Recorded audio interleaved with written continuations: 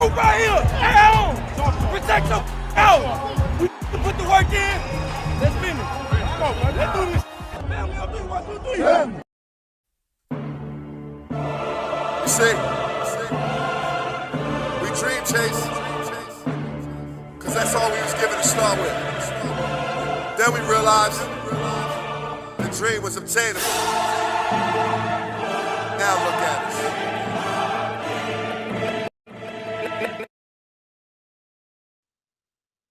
What's going on, everybody? Welcome back to the Main Thing Podcast Presents. I'm your man, Big Huss, the one you trust, bringing you all your Philadelphia Eagles latest. Now, today we're zeroing in on the main thing, per usual, the future of the Philadelphia Eagles offensive line and what that means for 2026 and beyond. Hey, as the great Louis Grizzard once said, if you ain't the lead dog, the scenery never changes. And in Philadelphia, we have been the lead dog in the trenches for years now. But the scenery might be shifting a bit, and it's starting with one big question. Before we get into that question, hey, please make sure that you're liking, comment, and most of all, subscribe to the page so you don't miss when me and Mr. On drop these videos on y'all. So what's that one big question? Will Lane Johnson retire? Very simple, but it's a big question. One of the biggest offseason questions of 2026, if you want to be honest, right? So there's some growing optimism that he won't. We're praying that he doesn't. He's still a pivotal cornerstone of this offensive line in the Philadelphia Eagles team. But former Eagles running back, LeSean McCoy, you know what I mean? That big 2-5, we all know about McCoy. But he said on the Speakeasy podcast, Lane Johnson ain't going nowhere. I talked to Lane, he ain't going nowhere. And LeSean's voice, it should be a voice that we should all listen to, especially when it's surrounding the Eagles. A lot of connections there. Great relationship with Howie Roseman and Jeff Lurie, right? A lot of insider knowledge there. Then on NFL Insider, Adam Schefter echoed the same sentiment on the 97.5, the Fanatic Kincaid and Sajusanas. I hope I said that right. But basically saying, I do expect that Lane Johnson will be back. I'd be surprised if Lane Johnson isn't back. Look, so you have LeSean McCoy, Adam Schefter aligning their thoughts, and that carries a bit of weight, right?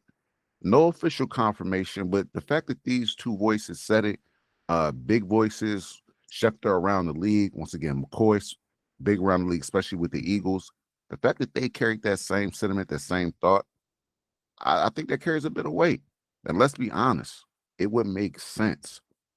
Now, the 2025 reality, right? Johnson turns 36 in May. Not no spring chicken, but still very much getting it done. He's a 14-year veteran, a 2-time Super Bowl champion, a 5-time All-Pro. Oh, my God, the resume is sick, right? But 2025 ended abruptly for Pave the Lane. In Week 11 against the Detroit Lions, Lane Johnson suffered a Liz Frank injury and missed the final 8 games of the season. And the numbers kind of tell the story. Eagles were 8-2 with Lane Johnson. That's a great record, well above 500. But then 3-5 without him, pushing below 500. Not too good. That's not a coincidence, right? Before the injury, Johnson was still playing at an elite level. When he's on the field, the offense functions completely differently, more stable, more physical, more confident. Just, you can see QB1 has an overall better confidence in his front five and in that offensive line when Pave the Lane's out there. But here's the tension. He's battled injury, nearing 36, right? Still a dog, but on that back half of his career, right? And health matters. No one would blame him if he walked away. But as Philly fans, we know that we want to keep Lane Johnson in Philadelphia as long as we can. And then even when thinking about it, beyond Lane, not a lot of answers there. So that takes us into succession planning. Even if Johnson returns, right? The signs point that way, but the Eagles can't delay the inevitable anymore. As reported by The Athletic, the Philadelphia's biggest offensive need is clear: offensive line. When you're watching the film from 2025, I'd have to agree with The Athletic there. Now, general manager Howie Roseman built one of the best offensive lines in football, but great front offices don't react, they anticipate. And he's been Howie Roseman, look, has been doing a phenomenal job these past several years, bringing in offensive line and just bringing in the right talent, right? And they knew this day would be coming, so I'm sure that he has a plan in motion. But right now, Lane Johnson aging, right?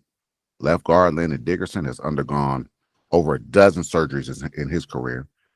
Cam Jurgens, the center, struggled in 2025. Fred Johnson may leave in free agency. Probably one of the best six-man linemen in the league. Legendary offensive line coach Jeff Stoutland transitions leadership to Chris Cooper. So we're losing. There's a lot of moving pieces here. And then losing Stout, we already know how big a loss that is. Once again, a lot of moving parts. The Eagles have looked for Lane Johnson's heir apparent in recent drafts, but the right fit hasn't really been there. Maybe this 2026 draft could be a little different. Got a lot of big names coming out, especially along that offensive line in this draft. Maybe we can, like I said, find his heir replacement. Because I believe that time is finally now. We're knocking at that door where we have to put in that contingency plan just in case he decides to move on. I mean, if he doesn't, more power to the Eagles. You know, you have a year of a young offensive lineman, some young sitting behind Lane and some of these vets and soaking in all that knowledge. Look, that can do nothing but benefit the Eagles, right? Now let's pivot a bit here. Because while offensive line is the main thing, right? Howie Roseman is never afraid to make headlines. Enters name Max Crosby. Straight, right? So Max Crosby, little disgruntled out west. Hey, baby, fly east. Fly east where we get things done. Now, according to Mike Garafolo, the Eagles are expected to be in the mix if the Raiders star becomes available via trade. And this wouldn't be new territory for Howie. Remember, Philadelphia inquired about Michael Parsons at one point. They traded for Jalen Phillips midseason, probably one of the best midseason moves of any team last year. After Phillips arrived, the defense jumped from 14th in pressures to 6th. That's a significant jump. You go from middle of the pack to you're damn near to what you are top 10 and damn near top 5, right? That's impact. Now, a mock trade from CBS Sports proposed this: a 2026 first-round pick, a 2027 second-round pick for Crosby. A bit aggressive, yes, but on brand for Howie Roseman and his Philadelphia Eagles team, absolutely. And if you're looking at what Max Crosby has done over the years, right, just his NFL resume, a first-round pick and a second-round picks for Max, that ain't sounding too bad. Especially when you think about the possibilities of, let's say we do retain a Jalen Phillips. You got a Jalen Phillips, a Nolan Smith, a Jalix Hunt, a Max Crosby, a Jalen Carter, a Mora Jomo, possibly a Jordan. You're talking about that front four, arguably one of the better units in the league. Top 10 unit, right? Easily jumps to a top 5 unit if you insert Max Crosby into that fold. So that's something to see if Howie Roseman makes that splash play. We all know how he's about making them splash plays. We don't call him Ski Mask Howie for no reason now, right? Now, meanwhile, there's some other movement going on with the Eagles, the coaching staff, right? The Eagles have hired Mike Pellegrino as their defensive back coach. His resume includes time with the New England Patriots. We all know the success they've had over the years, a stint with the Buffalo Bills, coaching standouts like Stephon Gilmore, Christian Gonzalez, who you just saw the Super Bowl, who had a phenomenal Super Bowl performance, even though they lost. And then 2 Super Bowl wins under Bill Belichick. So that's some serious pedigree. That's a real resume right there. Now, with Christian Parker's leaving for Dallas, Pellegrino, he brings a bit of experience, development, credibility, and a championship culture. Quite a hire, but potentially a big impact. And you ask yourself, why such a big impact? Because on that back end right now, even though we got a couple All-Pros and Cooper DeJean, Quinyon Mitchell, things of that nature, that's still a very young unit. And you want them to continue to be groomed under proper tutelage. Christian Parker did a phenomenal job while here with Philadelphia, getting our defensive backs to play out of their mind. Now, one point last year, Adoree Jackson start the year, we were like, man, get him out of there. But by the end of the year, week 18, playoff time, Adoree Jackson was playing phenomenal football, elite football. And a lot of that is due to Christian Parker and his coaching. Quinyon Mitchell, Cooper DeJean, they've hit the ground running. And Cooper DeJean already pointed out, he credits a lot of his success to Christian Parker and just development up under him. 10 main things to watch here. Let's boil it down. Here are the 10 biggest Eagle storylines so far this offseason. Lane Johnson's official decision, retirement, or year 14.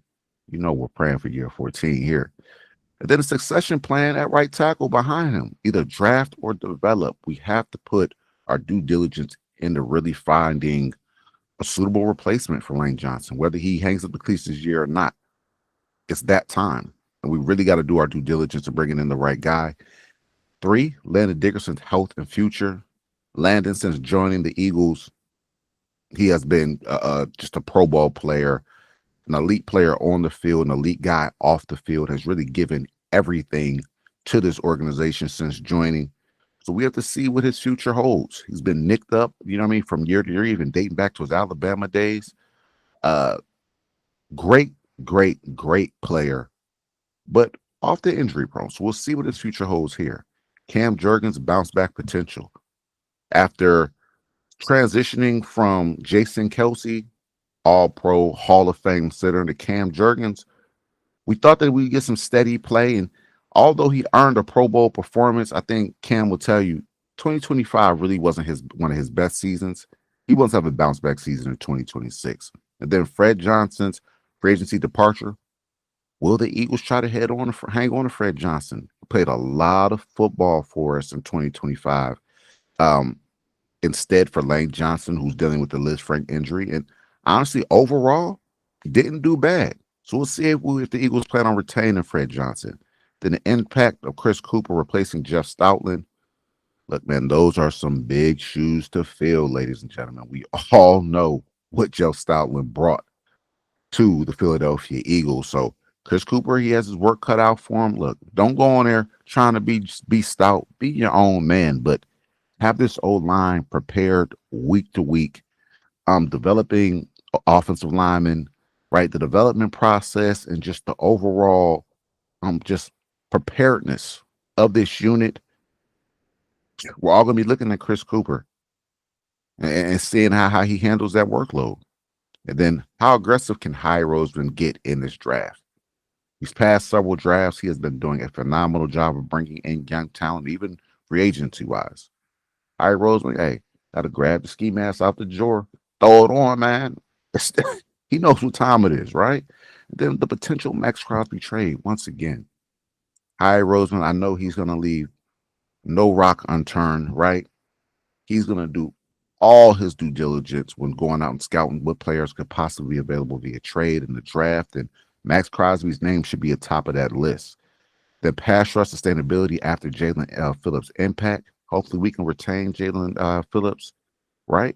And if we can't, definitely looking outward as far as drafting Max Crosby. And even if we do, I think Max Crosby's name should still be in that mix. Try to pair him up with Jalen Phillips and this young defensive line that we have here. Then Mike, finally, you have Mike Pellegrino's influence on the secondary. Once again, I just spoke on it. This secondary is a young unit, but they are an elite unit. So you want them getting the proper knowledge, the proper coaching, right?